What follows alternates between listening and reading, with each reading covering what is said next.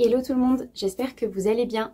Dans cette vidéo, on va parler fatigue parentale et plus principalement sur la période où l'enfant ne fait pas ses nuits, où il y a de nombreux réveils la nuit, cette période où la fatigue se fait sentir, où la fatigue est durable ou pas, même si c'est quelque chose qui peut être seulement sur quelques jours, ça a quand même son importance et encore plus si c'est quelque chose qui dure dans le temps, qui s'installe et qui devient chronique. Nous sommes le 8 ou le 9 janvier, je ne sais plus. Et depuis un petit peu avant Noël, les nuits sont redevenues très compliquées avec notre fille qui a été malade. Et depuis, je pense qu'il y a plusieurs choses qui font qu'elle ne dort pas bien. Et du coup, la fatigue se fait ressentir dans notre quotidien. Et je me suis dit qu'après cette nuit terrible, il était temps que je vous fasse cette vidéo et que l'on puisse parler de la fatigue. Je trouve que c'est un sujet encore trop tabou. C'est vrai qu'on voit beaucoup de choses maintenant sur les réseaux, que ce soit sur Facebook, sur Instagram, sur les comptes de professionnels, sur les comptes de mamans, etc. On voit beaucoup de choses, on voit des conseils pour la fatigue, pour gérer la fatigue, pour mieux gérer le quotidien, pour déléguer certaines choses, etc. Pour vous aider en fait dans votre rôle de maman. Mais je trouve qu'on ne parle pas assez des conséquences directes du manque de sommeil, de la fatigue sur notre quotidien. Donc les conséquences physiques, émotionnelles, psychologiques, que ce soit sur un court, un moyen ou un long terme. Et on a tendance à trop minimiser cette fatigue, on a tendance à en rire, on a trop tendance à la négliger et à la mettre un petit peu sous le tapis. Et je vous invite à réfléchir à la dernière fois que vous avez vu vos amis et peut-être même des amis avec des enfants. Je suis sûre que vous avez parlé fatigue, mais de façon marrante. En disant que vous n'avez pas dormi cette nuit, que la nuit a été compliquée, en y ajoutant un petit sourire et puis en rigolant et puis hop après on passe à autre chose et puis on va manger le rôti et les frites et puis on fait comme si de rien n'était. Il y a plusieurs raisons pour lesquelles on néglige cette fatigue auprès des autres et pourquoi on fait bonne figure en fait. Déjà parce que il y a des parents partout qui vivent cette fatigue-là et donc on se dit que de toute façon c'est normal, on fait partie du lot et qu'il faut passer par là. Mais il y a aussi des raisons beaucoup plus profondes à ça qui sont d'ordre culturel. Il existe dans notre société une sorte de valorisation dans le fait de tout gérer, dans le fait de pouvoir tout faire et dans le fait d'être capable de gérer beaucoup de difficultés au quotidien, dont la fatigue. Bien évidemment, tous ces diktats sont inconscients, quoique, mais ces attitudes sont influencées par plusieurs facteurs. Je vais vous expliquer juste ici. Bien évidemment que notre société ne correspond pas tout à fait aux attentes qu'un jeune parent pourrait avoir dans sa vie parce que le jeune parent aujourd'hui doit gérer beaucoup de choses, que ce soit la maison, le travail, les enfants, les activités scolaires, etc. tout en étant seul. Sauf que l'être humain n'est pas fait pour vivre seul. Nous avons des conditionnements qui nous prédisposent à avoir besoin les uns des autres et principalement à avoir besoin de nos amis, de notre famille. Nous avons besoin d'être entourés et d'être aidés. C'est comme ça que l'être humain a évolué et c'est pour cette raison que nous sommes là aujourd'hui. Nous avons besoin les uns des autres pour avancer. Aujourd'hui, la société nous fait croire le contraire et nous fait penser que nous devrions gérer tout un tas de choses au quotidien. Alors c'est vrai, c'est très bien. Hein. Aujourd'hui, les mamans sont des Wonder Woman, les papas sont des super-héros, tout le monde gère tout absolument correctement, sauf que la fatigue vient interférer là-dedans et vient avoir des effets indésirables qui sont très sournois, je trouve. Enfin, la fatigue est très sournoise puisqu'elle a des impacts sur notre quotidien que l'on ne voit pas forcément. Ce sont des petites choses qui viennent interférer dans les tâches du quotidien, dans vos relations quotidiennes que l'on ne voit pas forcément et qui sont dues justement à la fatigue. Cette fatigue que l'on met souvent sous le tapis, que l'on minimise et dont on ne mesure pas l'importance. En fait, admettre que l'on a besoin d'aide et admettre que l'on est vraiment fatigué au quotidien peut être perçu comme une sorte de faiblesse auprès de notre société. Même si les mentalités changent et évoluent, c'est quand même quelque chose qui est compliqué aujourd'hui Et ces attentes de parents à tout faire sont également, sont surtout très élevées auprès des mamans parce qu'on attend d'elles une sorte de force extrême qui parfois ne peut pas être assumée pour une seule et même personne. On croit en général, enfin la société croit de façon tout à fait naturelle que la mère est capable de gérer tout un tas de stress et tout un tas de difficultés au quotidien. Bien évidemment, c'est la même chose pour les papas. Ici, je vous parle peut-être un peu plus de maman parce que je suis maman et que sur cette chaîne, je vous parle principalement des difficultés que je rencontre. J'essaye de les analyser et de vous en parler pour essayer d'ouvrir la voie sur des discussions qui peuvent être même un peu difficiles parfois, comme la fatigue, même si on pourrait croire que c'est quelque chose d'anodin et sur lequel on peut, une discussion sur laquelle on peut parler facilement, mais en réalité pas tant que ça. Si on en attend un petit peu plus auprès des mamans, c'est, je pense, en tout cas dans le postpartum tout à fait direct, parce que la maman est souvent en congé maternité, parfois un petit peu plus long, parce qu'elle est à la maison, parce qu'elle est à ce moment-là disposée à s'occuper exclusivement de son enfant, et donc parce qu'elle n'a que ça à gérer, elle est censée pouvoir encaisser la fatigue, les difficultés, etc. Bien évidemment, ce schéma est grossi, mais globalement, c'est un petit peu ce que l'on attend d'une maman aujourd'hui quand elle est en postpartum et qu'elle doit gérer beaucoup de choses. Bien sûr, encore une fois, que c'est aussi la même chose pour les papas, mais là, on parle de fatigue, donc j'essaye de vous illustrer un petit peu ce que je pense et ce que j'ai ressorti de mes réflexions. C'est un exemple parmi tant d'autres parce que, comme je vous le disais tout à l'heure, on parle de fatigue globale, donc du moment où bébé ne dort pas forcément. Ma fille va bientôt avoir 14 mois et elle ne dort pas encore la nuit. Hein. Donc là, on n'est plus du tout dans le postpartum direct et instantané. Mais voilà, la difficulté de la fatigue perdure et c'est un petit peu aussi ce qui peut peser sur le long terme. Nous avons également dans notre société une forme de valorisation, de glorification de la culture, de la débrouillardise. On valorise l'effort, la résilience et la capacité à fonctionner malgré les difficultés du quotidien, malgré aussi le manque de sommeil. Et c'est ce qui peut contribuer à minimiser les conséquences de la fatigue au quotidien. Et est-ce qu'il ne faudrait pas aussi valoriser et glorifier les personnes qui sont à leur écoute et qui prennent soin de leur santé globale, physique, mentale, émotionnelle, pour justement s'écouter et être une meilleure version de soi, parce qu'en réalité, ce que la société attend de nous n'est pas forcément une bonne chose. Les réseaux sociaux et les médias aussi en général peuvent également contribuer à cette image de parents forts qui gèrent tout avec aisance et sans difficulté, parce que si vous regardez les réseaux sociaux aujourd'hui, vous allez voir principalement des choses super, des choses positives, vous allez voir les meilleurs moments du quotidien d'un jeune parent ou d'un parent tout court, hein, mais et c'est tout à fait compréhensible de toute façon, parce que si vous êtes sur les réseaux sociaux, en général, vous avez envie de partager quelque chose de positif, c'est quelque chose sur lequel vous allez vous détendre, échanger avec des gens, etc.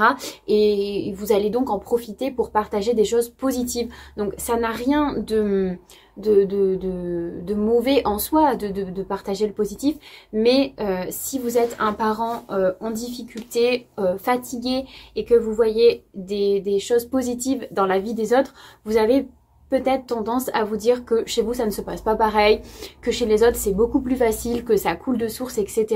Mais en fait c'est pas le cas. Une photo dans une journée ça se prend en une seconde, or il y a 24 heures par jour et sur 24 heures il peut se passer énormément de choses, et bien évidemment que même en tant que parent fatigué il se passe aussi de très belles choses dans la journée. Bien évidemment que la fatigue n'est pas prédominante à 100% dans toutes nos journées, mais voilà, quand on est fatigué, quand on est dans un moment un petit peu de mou où on se pose des questions, etc., et qu'on voit que les choses se passent bien chez les autres, on peut avoir tendance à se remettre en question et à culpabiliser et à se sentir un peu mal à ce moment-là. De façon générale, il y a un manque de sensibilisation autour de la question du sommeil, sur les effets négatifs que ça peut engendrer.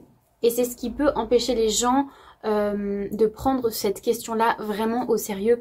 Vous savez, quand vous attendez un enfant ou quand vous voyez une femme enceinte, vous allez lui dire « Ah bah dors parce que après ça sera plus pareil hein. ».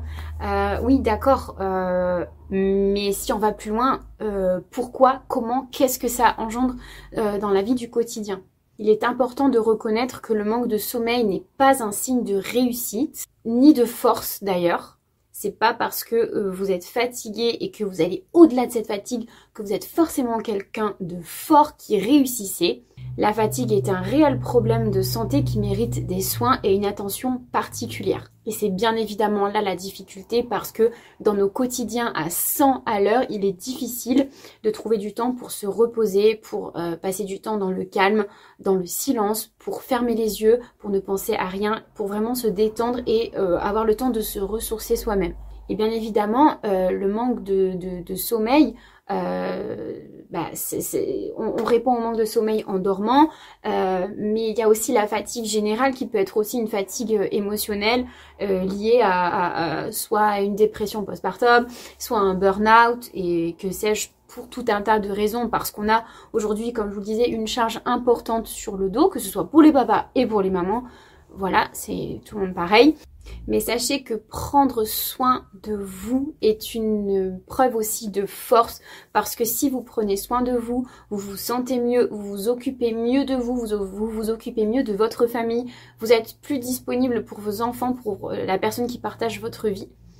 Et maintenant qu'on a parlé de ce conditionnement, de ce cercle vicieux, de la fatigue de notre société, etc., je vais vous parler des conséquences directes du manque de sommeil sur votre santé, dans le but peut-être que vous preniez un petit peu de recul et que vous puissiez prendre même une toute petite décision pour vous, si ce n'est 5 minutes, si ce n'est 1 minute par jour pour prendre soin de vous un petit peu plus et que vous puissiez vous sentir un tout petit peu mieux, ne serait-ce qu'un tout petit peu mieux, ce sera déjà une grande victoire pour moi avec cette vidéo.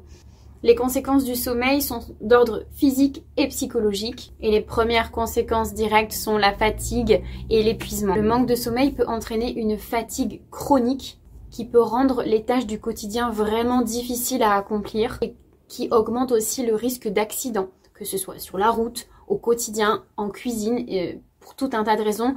Autour de nous, tous les jours, il y a toute une multitude de dangers auxquels on ne fait pas forcément attention quand on a les idées claires, quand on est reposé. Mais quand on est fatigué, un accident peut très vite arriver. Un petit manque d'attention peut être vraiment dramatique. Le manque de sommeil peut également engendrer des problèmes de santé. De nombreuses études montrent que ce manque de sommeil peut affecter le système immunitaire, engendrer des maladies cardiovasculaires, augmenter le risque d'obésité, de diabète et même avoir un impact sur la longévité. Ces traits sont grossis volontairement, mais si vous creusez, vous allez voir que la liste est extrêmement longue. Vous serez étonné de voir toutes les conséquences que peut avoir le manque de sommeil sur votre vie à long terme. Vous pouvez également rencontrer des troubles de l'humeur, une grande irritabilité, de l'anxiété, des troubles de l'humeur et à une dépression. Personnellement, quand je suis fatiguée, quand je me sens débordée, quand je me sens vraiment vidée émotionnellement, j'ai tendance à me sentir vraiment sous l'eau, à ne plus savoir comment gérer. Je me sens complètement dépassée, débordée, j'ai l'impression d'être vraiment en ébullition.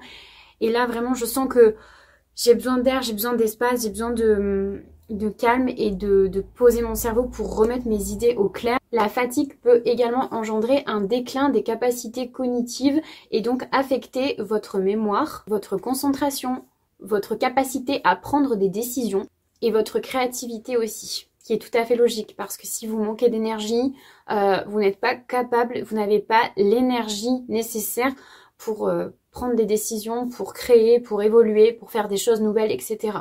La fatigue peut également avoir de gros impacts sur le plan relationnel, que ce soit avec votre famille, que ce soit avec la personne qui partage votre vie, avec le coparent, mais également aussi avec vos enfants.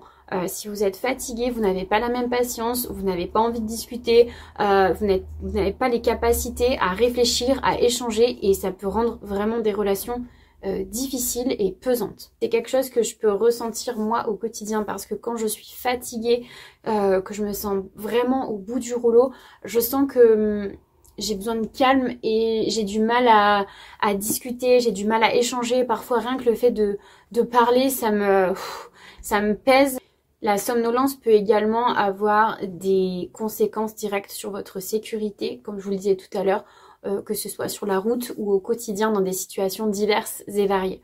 Vous l'avez compris, il est donc important et primordial de trouver des stratégies en fonction de notre quotidien pour pouvoir prendre soin de nous, de notre santé, de notre sommeil, de notre état général en fait, tout simplement. En tant qu'être humain, nous avons besoin les uns des autres, nous avons besoin de prendre soin de nous pour être au top de nos capacités. Et bien évidemment que la fatigue fait également partie de la vie et que parfois nous sommes fatigués et que c'est tout à fait normal, hein, même si nous ne sommes pas parents, nous pouvons être fatigués et c'est tout à fait normal, c'est tout à fait ok. Mais la fatigue devient un problème quand vous pouvez constater les conséquences négatives que je viens d'aborder avec vous ici dans cette vidéo. Et c'est parfois pas facile de s'en rendre compte. Il faut parfois les entendre et les regarder en face pour se dire que oui, effectivement, la fatigue a un impact dans ma vie. Et je ne suis pas obligée d'être fatiguée et de dépasser cette fatigue au quotidien pour être quelqu'un de fort et pour me sentir plus performant et un meilleur parent que quelqu'un qui est en forme parce que pour lui ça sera plus facile. Non, pas du tout. Se rendre compte que la fatigue est omniprésente dans notre vie et se rendre compte qu'on a besoin de calme, qu'on a besoin de sommeil, qu'on a besoin de se reposer et de déléguer des choses ou bien de ne pas faire des choses, hein, tout simplement. On n'est pas obligé de déléguer, on peut très bien mettre certaines choses de côté ou trouver des moyens de mieux s'organiser. Tout ça n'est pas une marque de faiblesse comme la société pourrait vous le faire croire. Et c'est sûr que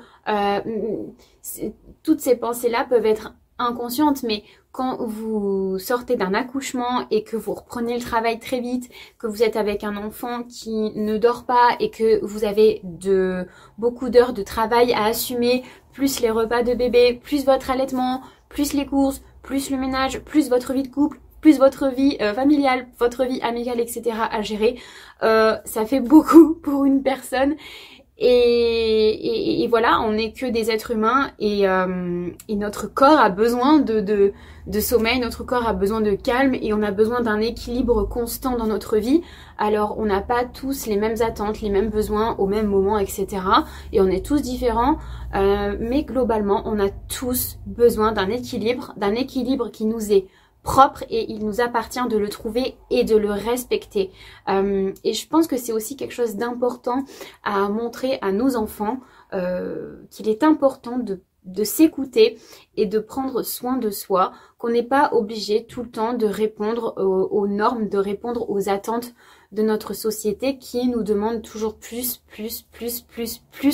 pour la faire fonctionner. L'objet de cette vidéo, c'est juste de vous faire prendre conscience que la fatigue a un impact considérable sur votre vie, à court, à moyen, à long terme. Qu'il est important de prendre conscience de ça, il est important de se respecter, de respecter vos besoins et d'essayer de trouver des toutes petites solutions parfois, mais parce que parfois on ne peut pas faire autrement, mais pour faire en sorte de se respecter un petit peu plus et de se sentir un tout petit peu mieux. Et si vous prenez aujourd'hui la décision de vous reposer ne serait-ce que 5 minutes au lieu de faire une tâche ménagère quand bébé se repose, ou de vous coucher 5 minutes plus tôt, ou de vous faire un thé parce que vous adorez ça dans votre journée et que ça fait longtemps que vous ne l'avez pas fait, faites-le et vous montrerez à vos enfants qu'eux aussi plus tard doivent prendre soin d'eux. Et prendre soin de vous, c'est aussi une façon de prendre soin d'eux parce que vous leur offrez une meilleure version de vous. Donc à vous de juger ce qui est important dans votre vie, que ce soit en termes de sommeil, en termes de repos, que ce soit pour vos relations amicales, amoureuses, familiales, que ce soit pour vos enfants. Bref, comme je vous le disais, on a tous des besoins différents, des attentes différentes, on a tous des centres d'intérêt différents, des choses qui nous nourrissent au quotidien, qui sont différentes et c'est à nous de les trouver. Et on a la capacité de prendre des petites décisions pour nous aider à nous sentir mieux, et il ne faut pas hésiter à demander de l'aide, bien évidemment, si vous en avez besoin. Mais ça, vous le savez, je pense qu'on vous le répète assez, notamment sur les réseaux sociaux. Mais j'espère en tout cas que cette vidéo vous aura fait prendre conscience de l'importance de prendre soin de vous et de vous centrer un petit peu sur vos besoins, dans l'espoir que ça vous soit utile. Voilà, j'espère que cette vidéo vous aura plu. Je vous invite à vous abonner à ma chaîne si c'est le cas pour ne pas manquer mes prochaines vidéos. Je vous partage toujours des choses en rapport avec mon histoire, avec ma maternité, avec ma vie du quotidien, etc. J'essaye de condenser des petites choses et de vous en parler ici, tout simplement. Donc voilà, je vous dis à très vite dans une prochaine vidéo et prenez bien soin de vous.